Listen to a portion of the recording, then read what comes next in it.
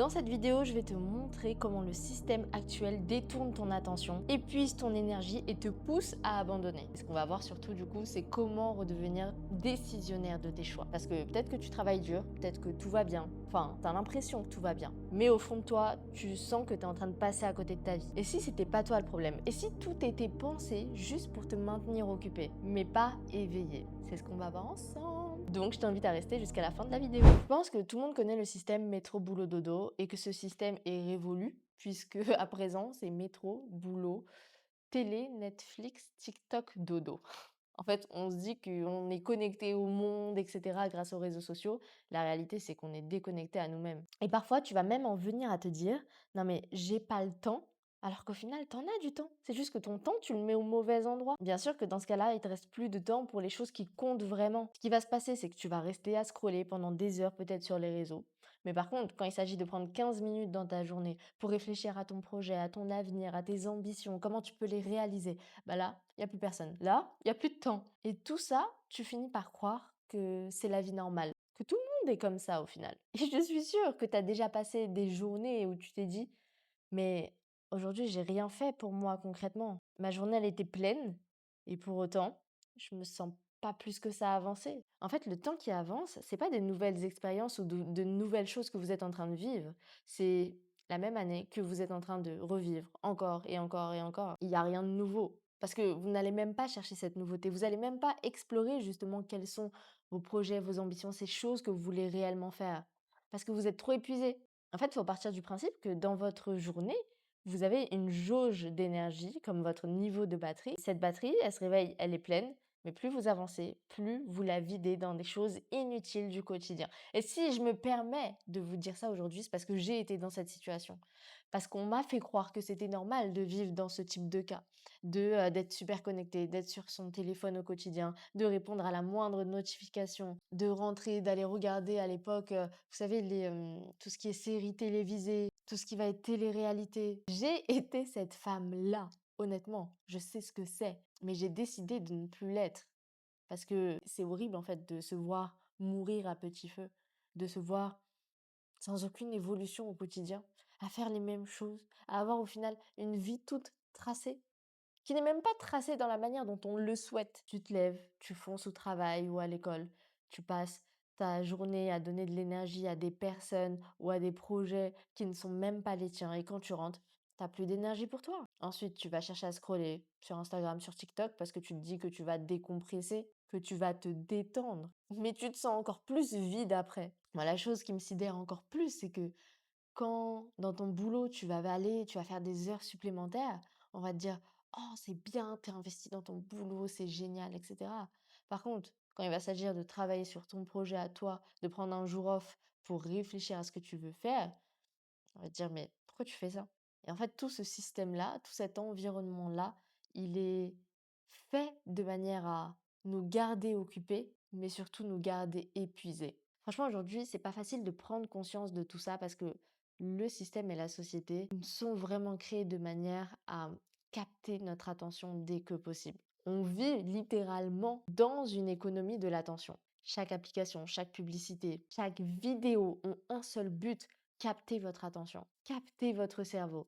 Mais il n'a pas pour but d'élever votre cerveau, d'élever votre personne. Pourquoi? Parce que tu vas chercher de la dopamine facile. Et ça, c'est juste de la dépendance silencieuse. Parce que tu consommes, tu likes, tu partages, tu scrolls, ça te donne l'impression de vivre. Mais au fond, c'est pas le cas. Et tu le sais. Et je suis sûre que plein de fois, tu en as pris conscience. Tu as du mal à lire 10 pages d'un livre, mais par contre, tu n'as aucun mal pour regarder 10 TikTok en l'espace de 2 minutes. Donc, c'est pas une question de volonté, c'est une question de programmation. C'est quand la dernière fois que pendant 10 minutes, tu n'as pas touché à ton téléphone, que tu étais seul, sans écran même, seul avec toi-même. Dites-moi dans les commentaires justement, c'est quand la dernière fois que vous avez été dans ce cas-là? Vous ne vous retrouvez jamais seul avec vous-même. Tu vas chercher à lire un livre, au final, tu vas recevoir une notification, ça va te déconcentrer. Tu vas commencer ta journée en étant motivé, pleine d'énergie. Au final, tu vas passer d'une notification à une autre application, etc. Tout aujourd'hui est créé pour voler ton intention. Maintenant, est-ce que toi,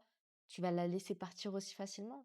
Est-ce que tu vas pas te poser, te dire, OK, aujourd'hui, qu'est-ce qui me prend le plus de temps et qui me fait perdre le plus de temps? Qu'est-ce que tu pourrais changer Comment tu pourrais rendre ton temps beaucoup plus rentable? Si là, tu devais visualiser la meilleure version de toi-même, qu'est-ce qu'elle te dirait de faire et de ne pas faire? Qu'est-ce qu'elle te dirait de changer? Quelle habitude elle te dirait d'arrêter? Tu sais déjà ce que tu dois arrêter. Tu sais déjà ce qui ne te convient pas, ce qui te rapproche pas de la meilleure version de toi-même. Alors, qu'est-ce que tu attends pour réellement agir là-dessus? Et j'ai même envie d'aller plus loin. C'est que le système, il cherche pas à te faire échouer. Il cherche à ce que tu abandonnes l'idée d'essayer. Et ça, tu le vois à travers des phrases comme écoute, c'est comme ça, je vais attendre le bon moment. Faut être réaliste, je vais jamais réussir à ceci ou à cela. Et ces phrases-là, ce qui est triste, c'est que on les intègre sans même s'en rendre compte. Et à force, ça devient des cages. Et les mots ont de l'importance, les amis. Vous ne pouvez pas dire des choses et vous dire non, c'est rien, ça n'a pas d'importance. Le fait de dire oh, mais non, je vais jamais y arriver. Vous allez être négatif, vous allez jamais passer à l'action. Le négatif attire le négatif.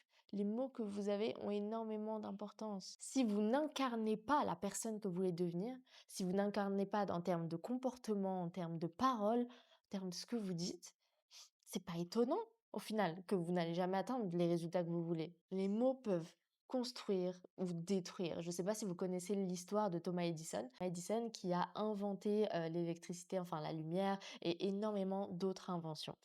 Donc, pour vous raconter un petit peu son histoire, il a vécu avec sa mère et donc quand il allait à l'école, un jour, sa maîtresse lui a donné une lettre. Elle lui a dit: «Écoute, prends cette lettre, donne-la à ta mère, mais ne l'ouvre pas avant d'arriver chez toi».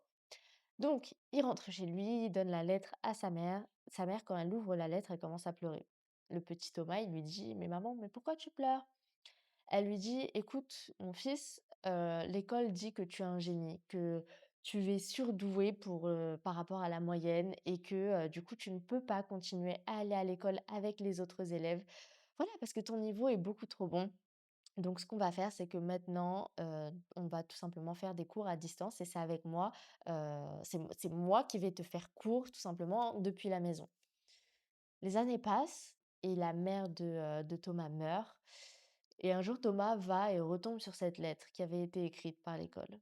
Et ce qui était écrit, c'était que Thomas était un attardé, que Thomas avait des problèmes, des handicaps, que son niveau était tellement bas qu'il ne pouvait pas continuer à aller et à rester dans la même école avec les autres élèves parce que il était trop retardé. Est-ce que vous prenez conscience que les mots que sa mère a utilisés ont changé la vie de Thomas Edison? C'est littéralement devenu un génie. Il a inventé la lumière. Ça, il ne l'aurait jamais fait peut-être si sa mère avait lu la lettre à la base. Une lettre qui éteignait littéralement cet enfant à l'époque. Vous pensez qu'il aurait continué à avoir confiance en lui? Et ça, c'est quoi? Ça, c'est l'importance des mots. Sa mère a utilisé les bons mots, les mots qui lui ont donné la confiance, les mots qui lui ont créé de l'espoir, les mots qui lui ont créé de la croyance. Et avec cette croyance-là, le Thomas en a fait quelque chose de magique. Alors, arrêtez de penser que les mots n'ont pas d'importance. Les mots que vous vous attribuez, les mots, la manière dont vous parlez de vous a de l'importance. Arrêtez de vous négliger. Oh non, vous pouvez pas y arriver. Parce que oui, c'est vrai. Vous pensez que vous pouvez y arriver? C'est vrai. Vous pensez que vous pouvez pas y arriver? C'est vrai aussi. Parce que ce qui compte, c'est la croyance que vous avez. Donc, vraiment, mon conseil, c'est repérer ces mots parasites que vous pouvez avoir au quotidien.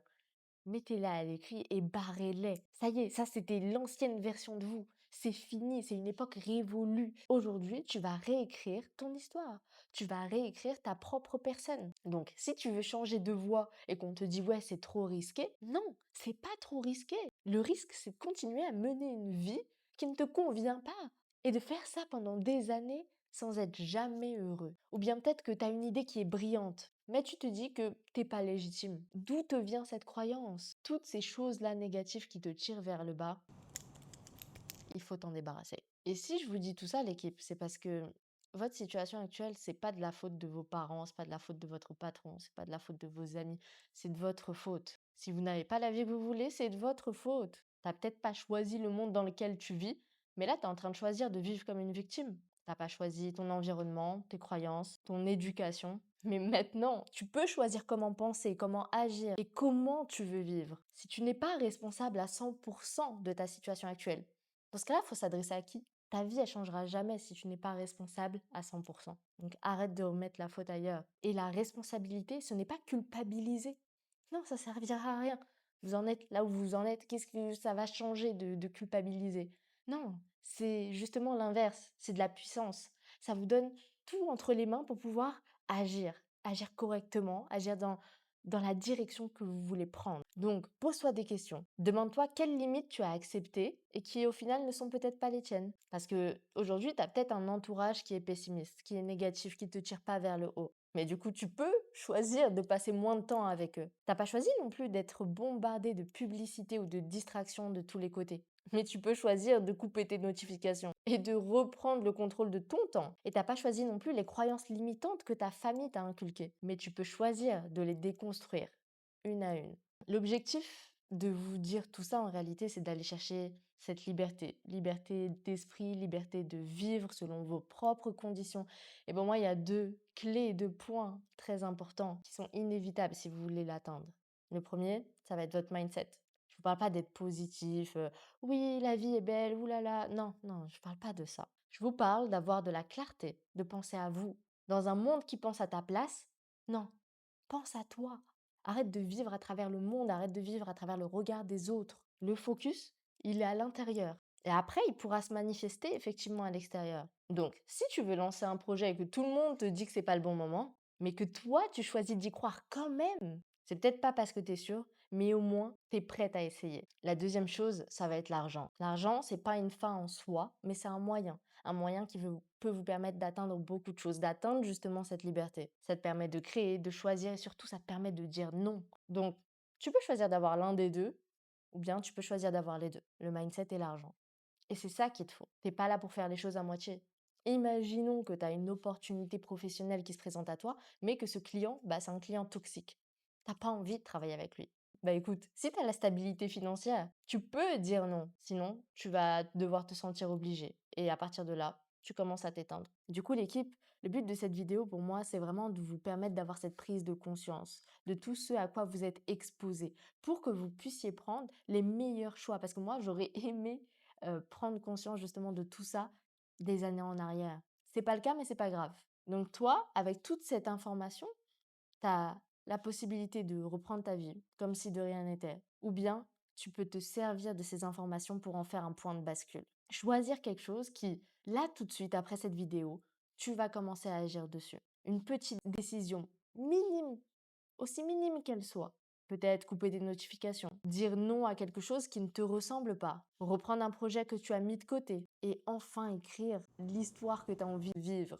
Et si tu n'as pas envie de faire ça seul, rejoins-moi au sein de Take Off Shift. Parce que ce monde, il changera pas si tu restes passif. Parfois, il te suffit d'un déclic, d'une phrase, d'un endroit pour créer justement cette rupture. Et ici, c'est exactement ce qu'on construit. Take Off Shift, c'est pas un programme. C'est justement un espace où on te déprogramme pour te reprogrammer à la vie que tu veux vraiment, à ce qui s'est éteint en toi. Et on va construire justement ce qui te propulse. En tout cas, si tu veux plus d'informations à ce sujet, parce que moi aujourd'hui, c'est ce qui me tient le plus à cœur, c'est la raison pour laquelle j'entreprends tout simplement aujourd'hui, parce que réussir c'est bien, mais réussir en aidant les autres, c'est tellement mieux.